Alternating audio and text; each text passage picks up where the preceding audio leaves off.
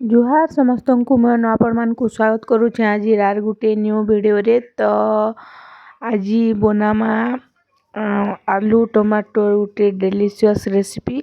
तो आलू के सीझे कर रखा है आउ याडे देखुन एटा तेल गरम हो गला परे दिया हैला बेसर आउ बेसर रे बटा हैतिला जीरा सुसो लहसुन आउ मिर्चा गुण आउ हल्दी गुण देमा। तो देखुन गरम हो गला तेल तापरे दिया हैला बेसर आउ बेसर के टिके भाजमा। तो देखुन दिया हैला हल्दी तापरे दिया हैला टिके नून तापरे एबे देमा टिके मिर्चा गुण आउ भलसे टिके भाजमा।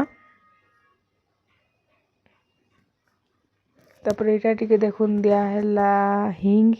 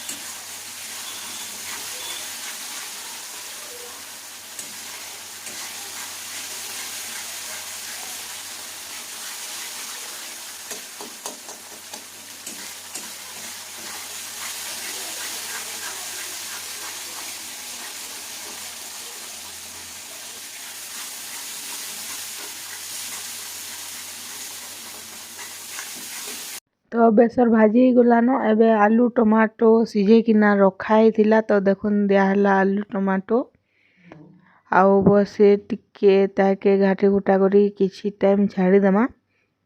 किछि टाइम गला परे रेडी जिबा हमर आलू टमाटो बेसर।